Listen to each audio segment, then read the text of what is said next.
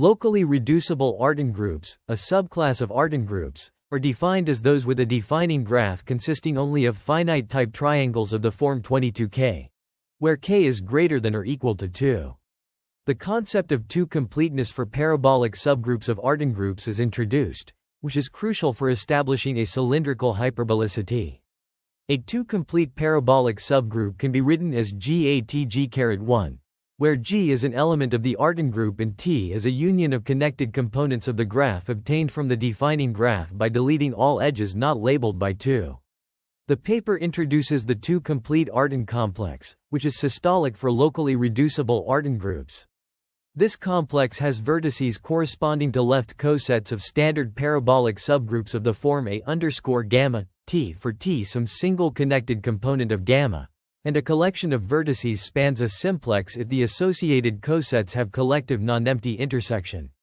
The fundamental domain of the two-complete Artin complex is denoted as K. The paper's main result establishes that many locally reducible Artin groups are acylindrically hyperbolic by showing that parabolic subgroups with two completions that are not the whole Artin group are weakly malnormal. This allows the application of theorems by Martin and Minassian to conclude a cylindrical hyperbolicity. The authors discuss the significance of their results, which contribute to the understanding of the algebraic and geometric properties of locally reducible Artin groups. The Deligne complex and the Artin complex are also discussed, highlighting their properties and applications in geometric group theory. The Mousson metric on the Deligne complex and the flag structure of the Artin complex are mentioned, as well as the systolicity of the Artin complex for Artin groups of large type.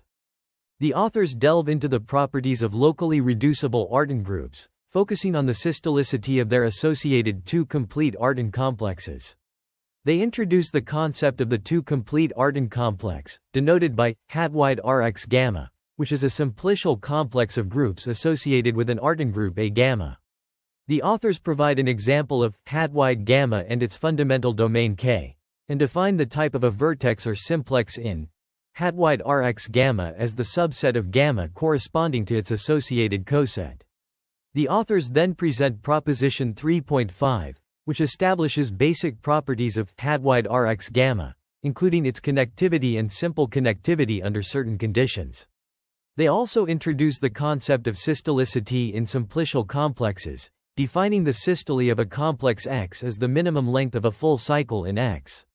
A complex X is said to be locally large if the systole of the link of any simplex in X is at least K, and X is large if it is locally large and its systole is at least K. The authors define a systolic complex as a connected, simply connected, and locally large complex. The authors prove that the two-complete Artin complex, hat-wide Rx gamma, is systolic under certain conditions. They use lemmas 4.3 and 4.5 to establish that hat-wide Rx gamma is locally large, and then invoke theorem 4.2 from Bridson-Hay-Fliegert to show that hat-wide Rx gamma is systolic. The proof involves considering the measure of interior angles of quadrilaterals in the Deligne complex D gamma and using the cat(0) property of D gamma to establish the desired result. The authors further investigate the properties of locally reducible Artin groups, specifically the systolicity of their associated two-complete Artin complexes. They prove that if the graph hat gamma has at least three connected components, then the two-complete Artin complex X_gamma is systolic. The proof involves showing that X_gamma is locally large, which is done by induction on the number of connected components of gamma. The base case is established using lemma 4.6, which states that if gamma has exactly two connected components, then X_gamma is large.